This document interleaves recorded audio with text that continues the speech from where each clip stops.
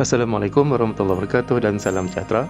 Dalam video ini kita akan membincangkan teknik menjawab matematik SPM, kertas 2 bahagian B dan bahagian C.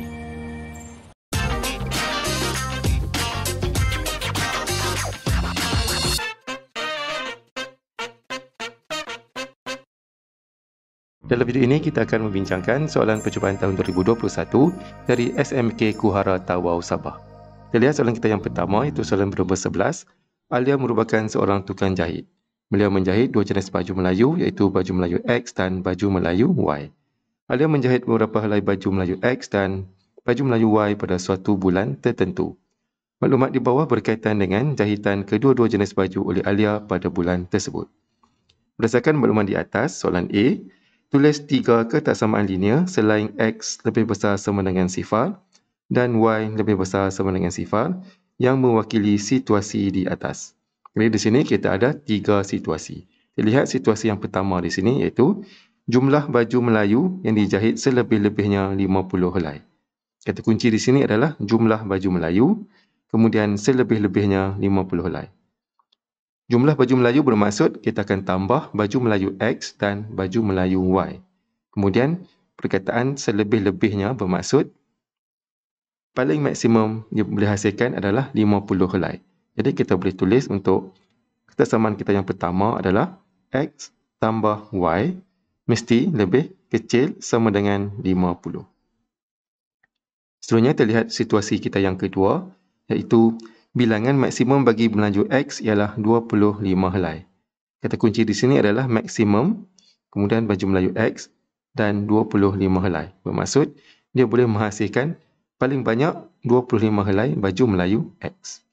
Jadi untuk ketaksamaan yang kedua, kita boleh tulis X mestilah lebih kecil sama dengan 25.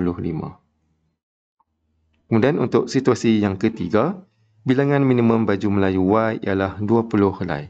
Kata kunci di sini adalah minimum, kemudian baju Melayu Y dan 20 helai. Bermaksud dia boleh menghasilkan paling sikit baju Melayu Y adalah 20 helai. Maka kita boleh tulis untuk ketaksamaan kita yang ketiga adalah Y mesti lebih besar sama dengan 20. Jadi di sini kita ada 3 ketaksamaan. Baiklah, dari segi pemberian markah, kita akan dapat 1 markah bagi tiap-tiap ketaksamaan. Jadi untuk soalan 11A ini, kita akan dapat 3 markah. Baiklah, seterusnya kita lihat soalan B, 1 Roman. Lukis dan lorek, rantau sepunya yang memuaskan ketaksamaan linear yang dibina. Baiklah, kali ini kita akan melukis rantau bagi ketaksamaan. Di sini pada ruang jawapan kita telah pun dibekalkan dengan paksi X dan juga paksi Y. Pertama sekali kita akan lukis garis X tambah Y mesti lebih kecil sama dengan 50.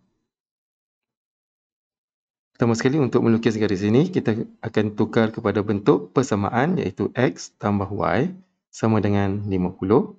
Kemudian kita akan pilih satu nilai pemalar di sini. Contohnya, di sini cikgu pilih nilai X sama dengan 10. Maka nilai Y kita akan dapat di sini adalah 40. Berdasarkan kepada persamaan ini. Jadi kita ada satu titik iaitu 10 dan 40. Kemudian satu lagi, kita perlu dapatkan satu titik satu lagi. Kita ambil X sama dengan 20. Maka bila kita ganti dalam persamaan, kita akan dapat Y sama dengan 30. Jadi di sini kita ada satu lagi titik iaitu 20 dan 30. Kemudian kita akan plot pada graf kita. Titik yang pertama adalah 10, 40 pada di sini. Kemudian satu lagi titik 20, 30 berada di sini. Kemudian kita akan gariskan. Dan kita akan dapat garis seperti ini. Dan ini merupakan garis X tambah Y sama dengan 50. Seterusnya, ketaksamaan kita yang kedua tadi adalah X lebih kecil sama dengan 25. Kalau kita tukar kepada bentuk persamaan, kita akan dapat X sama dengan 25. Maka di sini kita akan lukis satu garis tegak yang memintas pada X sama dengan 25 seperti ini. Dan ini adalah garis X sama dengan 25. Dan kesamaan kita yang ketiga tadi adalah Y lebih besar sama dengan 20. Kita tukar kepada bentuk persamaan, kita akan dapat Y sama dengan 20. Bermaksud garis ini merupakan garis melintang yang memintas pada paksi Y sama dengan 20. Dan kita akan lukis seperti ini. Baiklah, seterusnya kita akan melorotkan kawasan yang memenuhi ketiga-tiga ketaksamaan ini. Kita lihat ketaksamaan kita yang pertama, X tambah Y lebih kecil sama dengan 50. Apabila lebih kecil, kita akan lorot pada kawasan yang berada di bawah. Itu berarti bawah ini. Dan seterusnya untuk ketaksamaan kita yang kedua, X lebih kecil sama dengan 25. Ini merupakan garis tegak. Kalau dah lebih kecil, kita akan lorot pada kawasan yang berada di sebelah kiri seperti ini. Kemudian ketaksamaan kita yang ketiga, Y lebih besar sama dengan 20. Bila lebih besar, dan garis ini adalah garis mengufuk, bermaksud kawasan yang berada di kawasan atas garis ini. Jadi kalau kita gabungkan ketiga-tiga ketaksamaan ini, kita akan dapat satu kawasan yang memenuhi ketiga-tiga ketaksamaan ini, iaitu kawasan yang berada di sini. Ini jawapan kita untuk soalan ini. Baiklah, seterusnya kita lihat pula dari segi pemberian markah untuk soalan ini. Kita melukis ketiga-tiga garis, masing-masing kita akan dapat satu markah. Maksud kita dapat 3 markah di sini. Kemudian kita lorot kawasan yang memenuhi ketiga-tiga ketaksamaan ini, terdapat satu lagi markah. Dan berkeseluruhan untuk soalan B1 Roman ini kita akan dapat 4 markah. Baiklah, seterusnya kita lihat pula soalan 2 Roman. Daripada graf, tentukan bilangan minimum dan maksimum baju Melayu Y yang mungkin dijahit jika bilangan baju Melayu X ialah 15 helai. Kata kunci di sini adalah baju Melayu X mesti 15 helai. Jadi kita akan berpandukan kepada graf kita tadi. Kita lihat di sini, kita akan ambil pada paksi X, iaitu bersamaan dengan 15, kita akan buat satu garis di sini. Ini merupakan X sama dengan 15. Kemudian di sini kita ada dua titik temu, iaitu nilai minimum dan juga nilai maksimum. Jadi kita boleh baca pada graf kita di sini. Kemudian nilai minimum, kita akan ambil nilainya adalah 20. Kemudian untuk nilai maksimum di sini, nilainya adalah 35.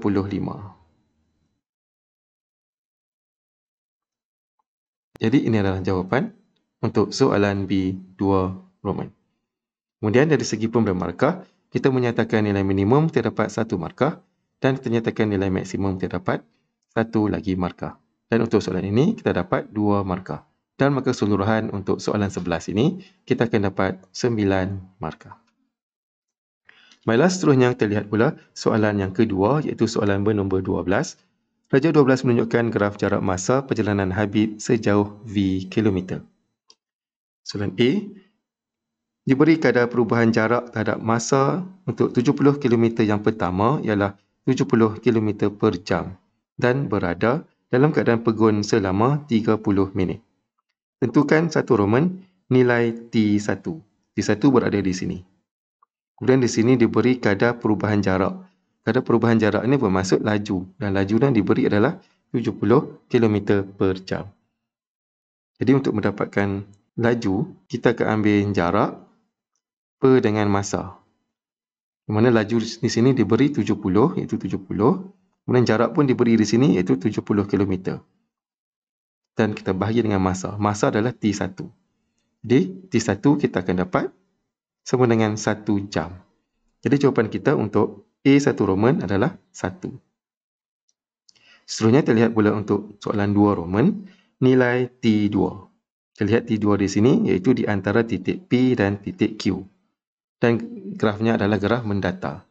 Apabila graf ini adalah mendatar, bermaksud jaraknya tidak berubah. Dalam arti kata lain, dia berhenti. Jadi di dalam soalan telah pun diberi dalam keadaan pegun selama 30 minit. Jadi untuk mendapatkan T2, kita akan ambil T1 iaitu 1 jam tambah dengan 30 minit. Jadi jawapan akhir kita adalah 1.5 jam. Di mana 30 minit itu kita tukarkan kepada unit jam. Kemudian dari segi pemberian markah untuk soalan ini, Untuk A1 Roman, langkah pengiraan 1 markah dan jawapan akhir 1 markah. Kemudian untuk 2 Roman, langkah pengiraan 1 markah dan jawapan akhir 1 markah. Dan kita akan dapat 4 markah untuk soalan A. Baiklah, seterusnya kita lihat pula soalan B. Perjalanannya diteruskan dari Q ke destinasi dengan purata laju 100 km per jam. Hitung nilai V. Baiklah, selepas dia berhenti pada kedudukan Q ini, dia teruskan perjalanan ke titik R, di mana lajunya adalah 100 km per jam. Jadi sekali lagi, kita lihat laju adalah jarak per dengan masa. Laju diberi di sini adalah 100.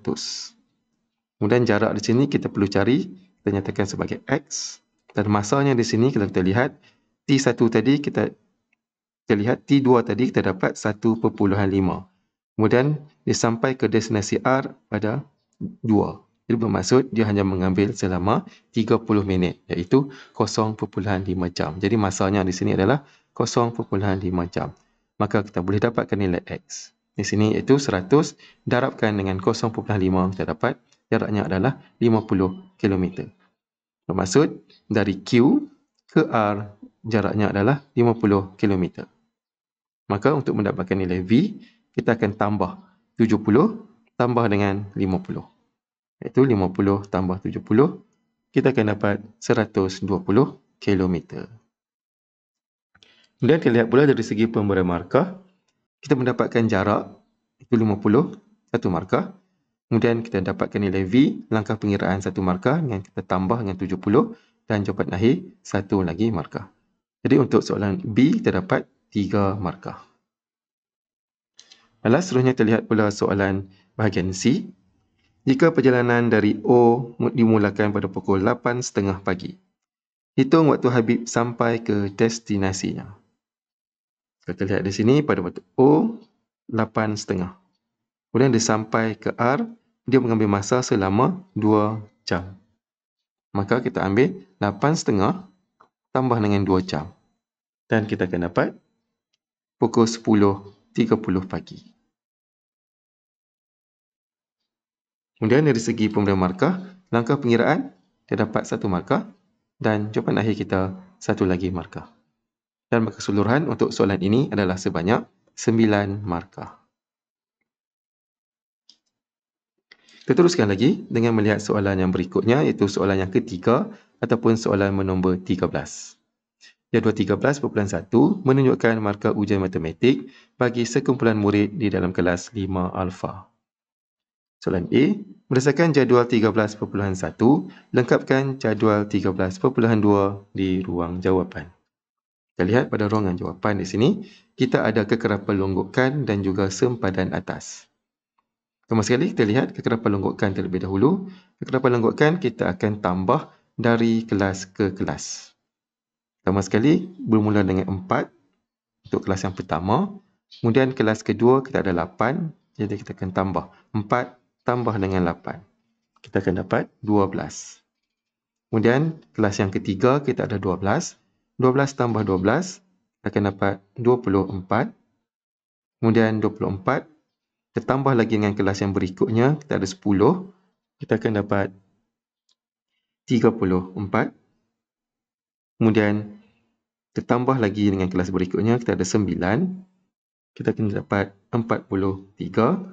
Dan kelas yang terakhir, kita ada 7 tambah dengan 7. Kita akan dapat 50 di sini. Kemudian untuk mendapatkan sempadan atas, kita akan lihat had atas bagi tiap-tiap kelas.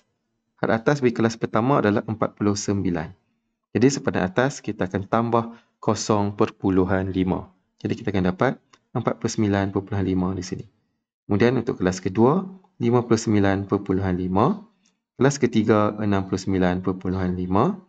Kelas keempat, 79.5. Kelas kelima, 89.5 dan kelas yang terakhir 99.5. Seterusnya kita lihat pula dari segi pemberian markah. Kita menyatakan kekerapan longgokan dengan nilai yang betul ke semuanya, kita akan dapat 2 markah.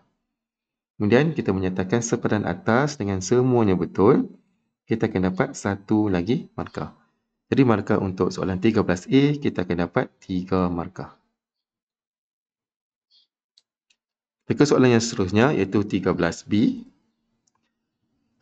Untuk cara yang soalan ini, gunakan kertas graf yang disediakan. Anda boleh menggunakan pembaris fleksibel. Menggunakan skala 2cm, okey, dan untuk soalan ini cikgu ubah sedikit soalannya.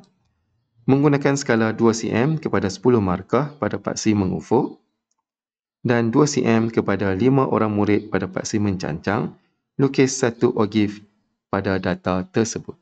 Di sini kita akan melukiskan suatu graf ogif. Terlihat pada ruangan jawapan. Di sini kita akan ambil kekerapan longgokan dan juga sempadan atas. Di mana untuk paksi mengufuk, kita akan gunakan 2cm kepada 10. Manakala untuk paksi mencancang, kita akan gunakan 2cm kepada 5. Dan untuk melukis ogif, kita kena ingat bahawa kita akan bermula dengan kekerapan sifar. Kalau kita lihat di sini, kekerapan kita bermula dengan 4. Jadi kita kena terbitkan satu lagi selang kelas yang sebelum 4. Bermaksud kekerapannya sifar di sini dan sempadan atasnya akan jadi 39.5. Jadi di sini kita buat satu lagi penambahan. Jadi kita akan mula plot. Plot kita yang pertama adalah pada kekerapan longgokan sifar pada sempadan atas 39.5 seperti ini. Kemudian kita teruskan lagi dengan kekerapan longgokan 4, kemudian 12, seterusnya 24, kemudian 34, seterusnya 43 dan yang terakhir 50. Kemudian kita akan sambungkan titik-titik ini dengan satu garis lengkung. Tidak boleh menggunakan pembaris. Dan garisnya menjadi seperti ini. Dan inilah ogif kita. Kemudian dari segi pemberi markah, kita melukis paksi mengufuk dan paksi mencancang dengan nilai yang seragam dan betul. Kita akan dapat satu markah di sini. Kemudian kita plotkan semua titik yang betul, termasuklah kekerapan kosong itu. Kita akan dapat 2 markah. Kemudian kita sambungkan titik-titik ini dengan satu garis lengkung yang cantik. Kita akan dapat satu lagi markah. Dan markah untuk melukis ogif ini, kita akan dapat 4 markah. Baiklah, seterusnya terlihat soalan bahagian C. Murid yang berada pada persentil ke-75 dan ke atas akan mendapat sebuah hadiah daripada guru. Apakah skor minimum untuk mendapatkan sebuah hadiah? Di sini kata kuncinya adalah persentil, iaitu persentil ke-75. Persentil ini bermaksud peratusan. Bermaksud 75% daripada jumlah data yang kita ada. Kalau kita kira tadi jumlah data keseluruhan kita ada 50. Maka kita akan darabkan dengan 50. Dan kita akan dapat 37.5 di sini. Kemudian kita akan lihat balik pada ogif kita tadi. Di sini kita akan dapatkan pada kedudukan bilangan 37.5 pada ogif ini. Dan kita akan lihat di sini, kita buat satu garis di sini, 37.5, kemudian kita unjurkan pada paksi mengufuk dan kita akan dapat markahnya adalah 83.5. Maka jawapan kita adalah 83.5%. Kemudian dari segi pemberian markah untuk soalan bahagian ini, kita menyatakan peratusannya, kita akan dapat 2 markah. Dan markah keseluruhan untuk soalan ini adalah sebanyak 9 markah. Baiklah, seterusnya terlihat pula soalan yang keempat, iaitu soalan bernombor 14. Pelajar 14 menunjukkan peta bagi satu kawasan hutan lipur. Kawasan berwarna merupakan habitat sekawan hidupan liar. Kawasan heksagon P dan Q merupakan pondok pemerhati. Konsep transformasi digunakan untuk membina pondok pemerhati dengan keadaan P ialah imej bagi A, B, C, D, E, F di bawah gabungan transformasi UV. Jadi ini merupakan imej dan ini merupakan objek. Dan menggunakan gabungan transformasi U dan juga V. Soalan A, huraikan selengkapnya penjamaan U dan penjamaan V. Untuk transformasi ataupun penjamaan gabungan, kita akan lakukan transformasi yang berada di sebelah kanan terlebih dahulu, diikuti dengan transformasi yang berada di sebelah kiri. Jadi kita akan nyatakan apakah itu transformasi V. Dan kalau kita lihat di sini, objek asasnya adalah besar, kemudian imej akhirnya adalah kecil. Dan kedudukan objek dan imej juga tak sama kedudukannya. Jadi di sini diberi Q di sini. Q di sini merupakan satu clue untuk melakukan transformasi yang pertama. Dan kalau kita lihat sini, objek besar, imej kecil, ini merupakan pembesaran.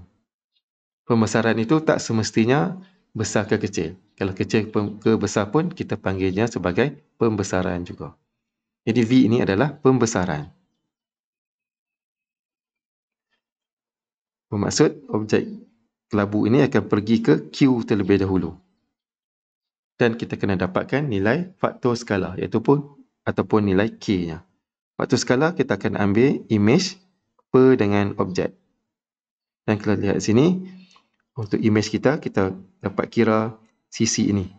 Sisi ini panjangnya adalah 2 dan dia setara dengan sisi ini. Dan sisi untuk objek adalah 6. Jadi imej per objek 2/6, dia dapat 1/3. Jadi faktor skalanya ataupun kita boleh tulis saja sebagai K sama dengan 1/3. Kemudian kita kena tentukan pula pusat pembesaran. Untuk mendapatkan pusat pembesaran, kita boleh sambungkan bucu imej dan objek yang sepadan. Contohnya seperti ini, kalau bucu F sepadan dengan bucu ini di sini. Jadi kita buat satu garis lurus di sini. Contohnya kalau bucu E, dia sepadan dengan bucu ini. Jadi kita akan gariskan kedua-dua bucu ini seperti ini. Kemudian kita garis satu lagi, set bucu yang sepadan seperti ini. Kemudian dalam masa yang sama kita juga boleh tentukan, kita boleh juga gariskan bucu F di sini seperti ini dan juga bucu C seperti ini. Dan kita dapati terdapat satu titik temu di antara keempat-empat garis itu. Jadi di sinilah pusat pembesarannya. Di mana koordinat pusat pembesaran di sini adalah -5, -4. Kemudian selepas dia melakukan pembesaran, objek ini akan pergi pula ke P di sini. Dan kalau kita lihat, transformasi yang terlibat merupakan suatu putaran. Dan putaran ini adalah putaran melawan arah jam. Jadi untuk U, kita nyatakan adalah putaran. Dan putaran mesti ada sudutnya. Dan kita lihat di sini, sudutnya adalah 90 darjah. Kemudian kita kena nyatakan arahnya adalah lawan arah jam. Seterusnya kita kena tentukan pusat putaran ini. Dan kalau kita lihat di sini, untuk pusat putaran, kita akan sambungkan bucu yang sepadan di antara objek dan juga imej. Contoh di sini, cikgu ambil titik F di sini. Titik ini sepadan dengan titik ini pada objek Q. Kemudian kita akan buat satu huruf L. Disebabkan putarannya lawan arah jam seperti ini, maka kita akan buat L-nya seperti ini. Kita sambung. Kemudian kita kira sisi L itu. Sini 1, 2, 3, 4, 5, 6, 7, 8, 9, 10.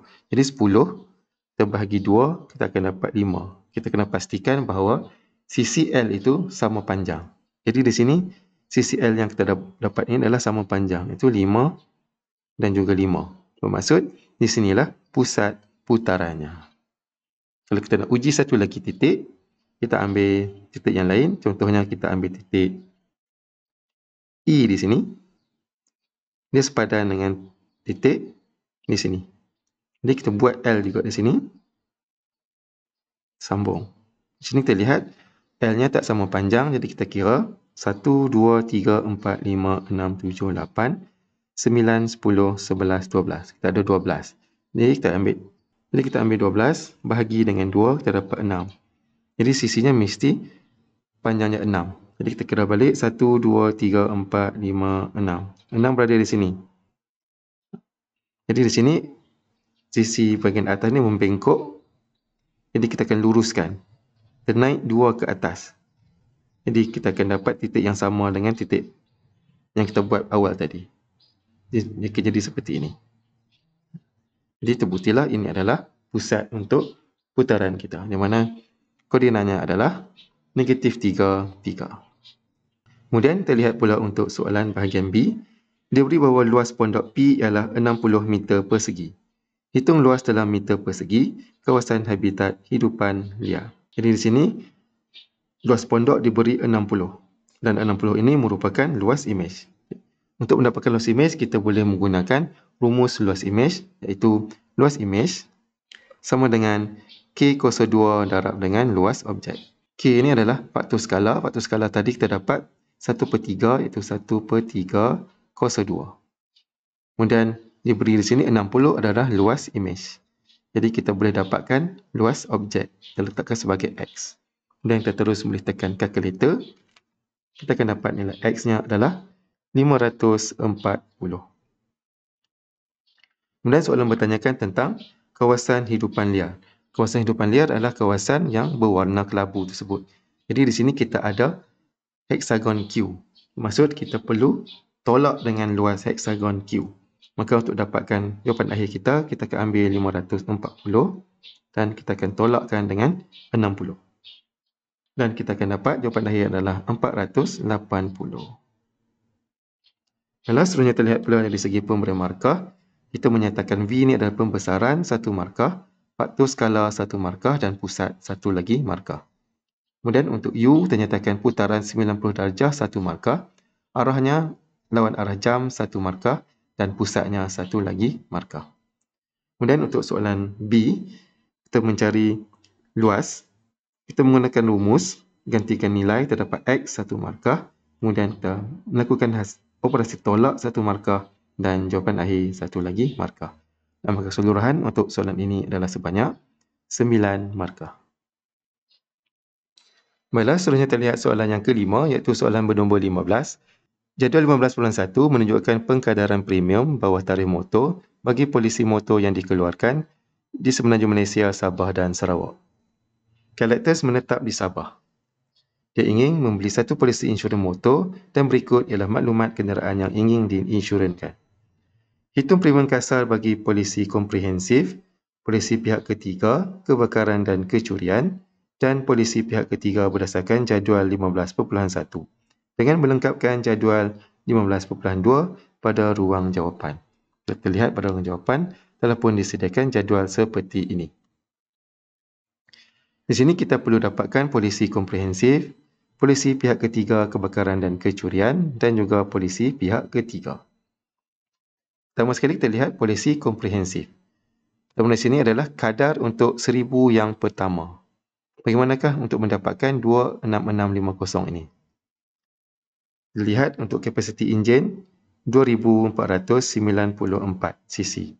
Dan kita lihat juga pada jadual 5.1 yang disediakan ini, kapasiti enjin tidak melebihi 3050. Jadi collectors menetap di Sabah, maka bayarannya adalah RM266.50. Kemudian seterusnya nilai baki jumlah yang diinsurankan ini berdasarkan kepada jumlah yang ingin diinsurankan, iaitu nilai kenderaannya adalah RM80,000. Jadi kita dah ambil 1000 yang pertama. Kemudian kita akan ada lagi 79,000 yang berikutnya. Kadar untuk 1000 yang berikutnya selepas 1000 yang pertama itu untuk Sabah dan Sarawak adalah pada kadar RM20.30. Bermaksud dia perlu bayar RM20.30 untuk nilai 1000. Jadi di sini masih ada baki 79,000. Maka untuk mendapatkan RM1,603.70 ini, kita ambil 79 didarabkan dengan RM20.30. Kita dapatlah RM1,603.70. Dan nilai ini telah pun diberi di dalam jawapan kita. Kemudian seterusnya untuk C, premium asas. Premium asas ini kita akan tambah kadar 1000 yang pertama dan selebihnya ini. Jadi RM266.50 tambah RM1,603.70. Kita akan dapat RM1,870.20. Kemudian untuk bahagian D di sini, NCD 30%. NCD ini bermaksud diskaun yang dia dapat. Kita akan darabkan dengan nilai premium asas, iaitu 30% darab dengan 1,870.20 sen.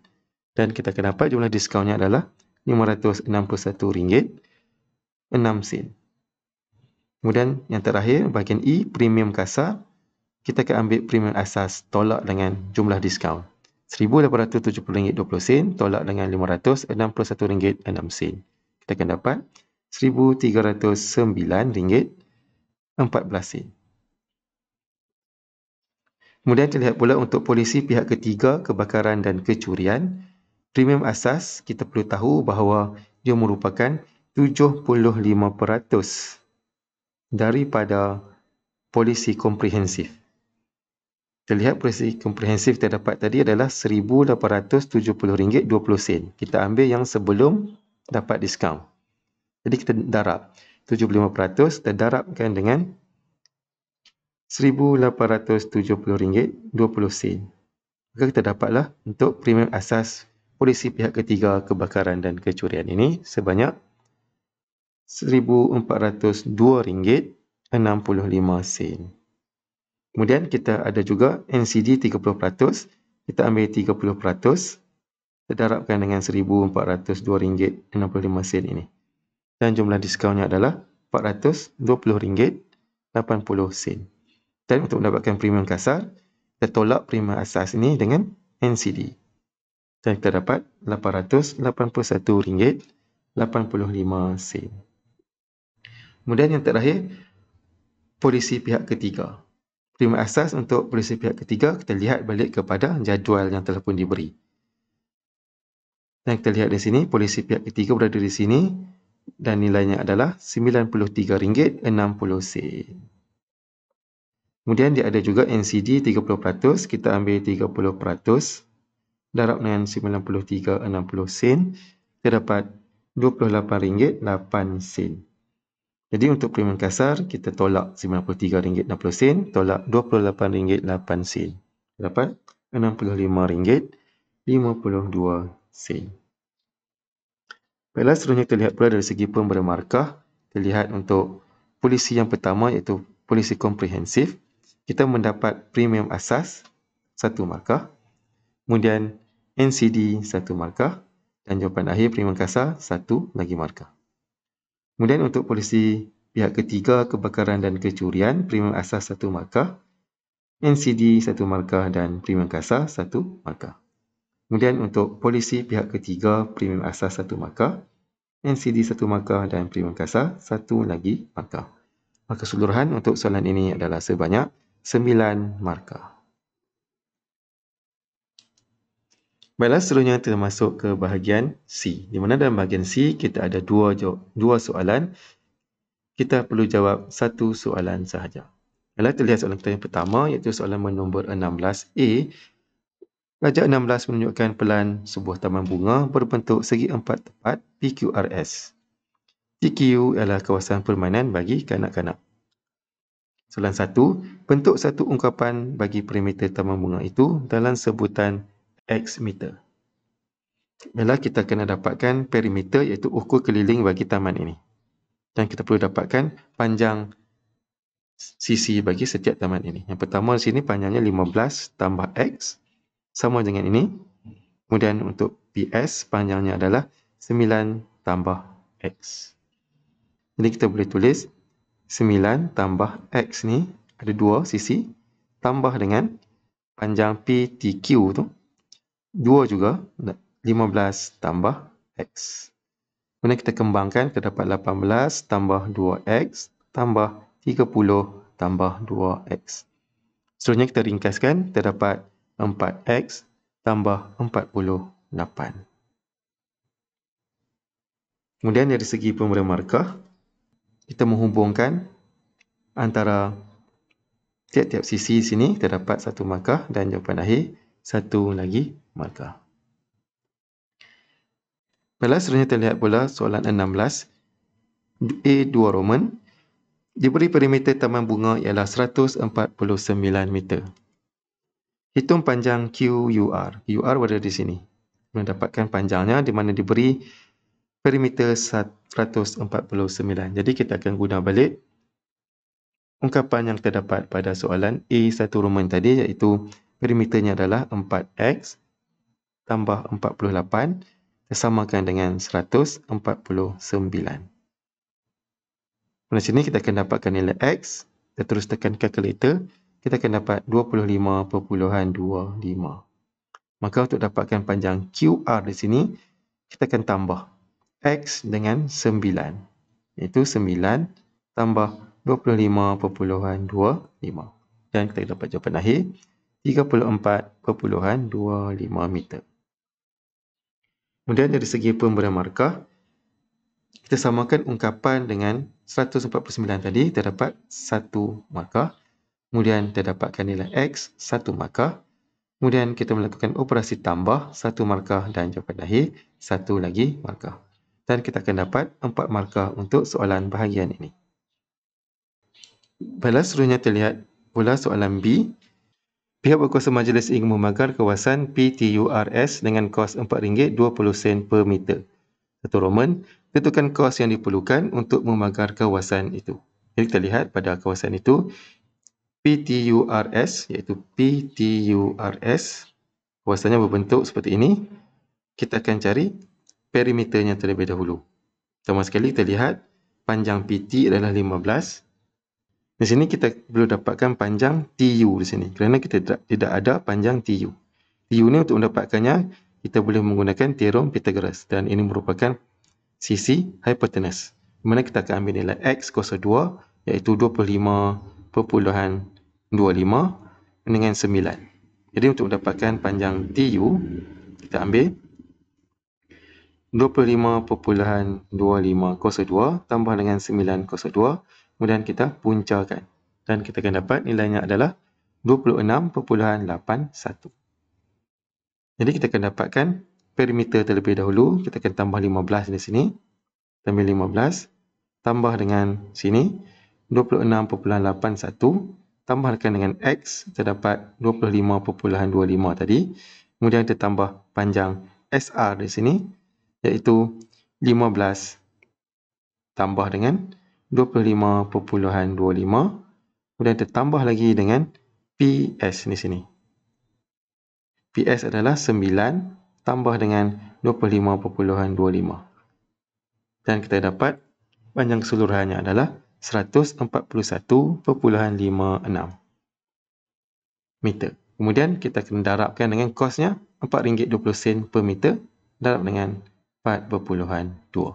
Jadi kita dapat keseluruhan kosnya adalah RM594.55. Kemudian untuk soalan B2 Roman, sekiranya bajet sebanyak RM600 diperuntukkan oleh pihak berkuasa majlis, adakah bajet tersebut mencukupi? Berikan justifikasi anda. Dan kalau kita lihat, kosnya adalah RM594.55. Manakala bajetnya adalah RM600. Jadi, kita boleh katakan bahawa bajetnya adalah cukup. Jadi kemudian kita nyatakan apakah alasan ataupun justifikasinya. Dan justifikasinya di sini kita boleh nyatakan bahawa jumlah bajet melebihi jumlah kos. Baiklah, seterusnya terlihat pula dari segi pemberian markah. Pertama sekali kita mendapatkan panjang TU. Di sini kita akan dapat 1 markah. Kemudian kita dapatkan pula perimeter keseluruhan kawasan, tetap melakukan operasi tambah, dapat 1 markah. Kemudian kita darabkan panjang perimeter tersebut dengan kos bagi setiap meter, terdapat 1 markah. Dan jawapan akhir kita di sini 1 lagi markah. Seterusnya untuk soalan B2 Roman, kita menyatakan bahawa bajet tersebut mencukupi, terdapat 1 markah. Kemudian kita nyatakan justifikasinya, terdapat 1 lagi markah. Dan keseluruhan yang kita akan dapat untuk soalan B1 dan 2 Roman ini adalah 6 markah. Dan keseluruhan untuk soalan ini, kita akan dapat 15 markah. Balas, seterusnya kita lihat soalan kita yang terakhir, iaitu soalan bernombor 17A. Cynthia melawat sebuah tapak pameran rumah. Dia ingin memiliki sebuah rumah idaman. Cynthia bercadang hendak membeli rumah tersebut dengan bayaran pendahuluan sebanyak 10%. Satu Roman, berapakah nilai pinjaman Cynthia? Kita lihat sini harga rumah adalah RM350,000. Kemudian pinjaman kadar tetap adalah 3.2% setahun. Kemudian Cynthia akan membayar wang pendahuluan sebanyak 10% daripada harga rumah ini. Bermaksud dia akan membuat pinjaman sebanyak 90% daripada harga rumah tersebut. Jadi untuk mendapatkan berapakah nilai pinjaman Cynthia, kita akan ambil 90% daripada harga rumah tersebut. Iaitu 90% terdarabkan dengan RM350,000. Dan kita akan dapat RM315,000. Kemudian untuk soalan 2 Roman, hitung bayaran bulanan Cynthia sekiranya tempoh pinjaman selama 25 tahun. Untuk menjawab soalan ini, kita boleh menggunakan rumus yang telah pun dibekalkan kepada kita, iaitu A sama dengan P tambah PRT. P itu adalah jumlah prinsipal, iaitu RM315,000. R merupakan kadar, iaitu 3.2%, dan T adalah tempoh, iaitu 25. Jadi jumlah bayaran yang perlu dibayar oleh Cynthia kepada pihak bank, kita ambil RM315,000, tolak, tertambahkan dengan P, itu RM315,000, darab dengan kadarnya itu 3.2%, darab dengan 25. Dan kita terus tekan kalkulator, kita akan dapat 567,000. Ini merupakan nilai yang perlu dibayar oleh Cynthia kepada pihak bank. Kemudian soalan bertanyakan bayaran bulanan selama 25 tahun. Jadi kita akan bahagikan dengan masanya, iaitu 25 tahun. Kemudian terdarabkan dengan 12. Dan kita akan dapat RM1,890. Dan inilah jumlah yang perlu dibayar oleh Cynthia tiap-tiap bulan selama 25 tahun. Seterusnya kita lihat pula dari segi pemberian markah untuk soalan 17A, 1 Roman. Kita menyatakan nilai pinjaman Cynthia, langkah pengiraan 1 markah dan jawapan akhir kita 1 lagi markah. Seterusnya pula untuk soalan A, 2 Roman, kita menggunakan rumus yang betul, iaitu P tambah PRT, di mana prinsipalnya adalah RM315,000. Kemudian kita dapatkan pula kadar faedahnya, PRT itu 1 lagi markah. Kemudian bahagikan dengan tempoh dan jawapan akhir 1 lagi markah. Maka keseluruhan untuk bahagian A1 dan 2 Roman ini adalah 6 markah. Balas, seterusnya terlihat pula soalan B. Setelah menduduki rumah itu, Cynthia bercadang untuk dekorasi dinding rumahnya. Baca di bawah menunjukkan dongkakan depan dinding yang dilukis mengikut skala 1:100. Soalan 1. Hitung luas kawasan dinding sebenar itu, tidak termasuk pintu dan tingkap. Ini merupakan lukisan skala. Skalanya adalah 1:100. Bermaksud untuk 1 cm, untuk satu ukuran yang telah dikecilkan, ini bermaksud 1 cm mewakili 100. Jadi kalau kita lihat sini, kita ambil dulu panjang dinding ini, itu 17 cm yang telah dilukis. Kita akan ambil 17 nisbah X. Maka X kita akan dapat 1700. Dan ukurannya di sini dalam sentimeter. Kemudian kita tukar kepada unit meter, kita akan dapat panjangnya adalah 17 meter.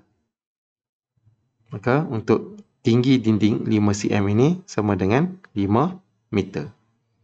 Pertama sekali kita dapatkan jumlah keseluruhan luas dinding, panjang darab lebar 17 darab dengan 5. Kemudian kita tolak dengan luas tingkap dan juga luas pintu. Luas tingkap kita akan ambil 2, itu 2 tingkap, 2 darab 2. Kemudian tolak dengan luas pintu, 1 darab 3. Kemudian kita terus tekan kalkulator. Kita akan dapat jumlah luas keseluruhan untuk dindingnya adalah 74 meter persegi. Kemudian terlihat pula dari segi pemberian markah. Pertama sekali kita tukar ukuran lukisan kepada ukuran sebenar. Kita akan dapat 1 markah di sini. Kemudian kita dapatkan luas dinding tolak dengan luas tingkap dan pintu. Dapat 1 markah. Dan jawapan akhir 1 lagi markah.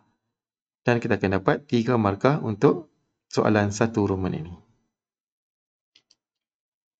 Kemudian terlihat pula untuk soalan B 2 Roman. 1 liter cat boleh mengecat kawasan seluas 7 meter persegi. Tentukan isi padu cat yang diperlukan untuk mengecat keseluruhan dinding itu. Baiklah, 1 meter persegi, 1 liter cat 7 meter persegi. Tadi kita telah pun mengira keluasan dinding rumahnya adalah 74 meter persegi. Jadi kita akan bahagikan dengan 7. Dan kita akan dapat 10.57 liter. Jadi dia memerlukan 10.57 liter cat untuk mengecat keseluruhan dindingnya. Kalau kita lihat pula dari segi pemberian markah di sini, langkah pengiraan 1 markah dan jawapan akhir kita 1 lagi markah. Dan kita akan dapat 2 markah untuk pecahan soalan 2 Roman ini. Kemudian seterusnya terlihat soalan B3 Roman. Harga setin cat ialah RM120 jika satu tin mengandungi 5 liter cat. Hitung bilangan tin yang diperlukan dan seterusnya hitungkan kosnya. Baiklah, untuk mendapatkan bilangan tin cat, kita akan ambil jumlah liter bahagi dengan 5. Jadi jumlah liter tadi kita dapat 10.57. Jadi kita bahagikan dengan 5, kita akan dapat 2.11. 2.11 ini kita akan hampirkan kepada bilangan tin cat yang hampir, iaitu 3 tin. Jadi Cynthia memerlukan 3 tin cat untuk mengecat keseluruhan dinding rumahnya. Kalau kita pilih 2, dia tak cukup. Jadi kita kena dapatkan bilangan nombor bulat. Jadi Cynthia perlu membeli 3 tin cat. Kemudian seterusnya kita akan tentukan kosnya. Di mana untuk 5 liter cat, kos tinnya adalah RM120. Jadi kita akan ambil 3 darab dengan 120. Dan kita akan dapat jumlah kosnya adalah RM360. Kemudian terlihat pula dari segi pemberian markah, langkah pengiraan terbahagi dengan 5, terdapat 1 markah. Dan jawapan akhir, terdapat 1 lagi markah. Kemudian untuk kos, kita ambil jumlah bilangan tin darab dengan harga setiap tin, 1 markah. Dan jawapan akhir, 360, terdapat 1 lagi markah. Dan markah keseluruhan untuk soalan ini adalah sebanyak 15 markah. Baiklah, itu sahaja untuk video kita pada kali ini. Kita jumpa lagi dalam video yang akan datang. Sekian, terima kasih dan selamat belajar.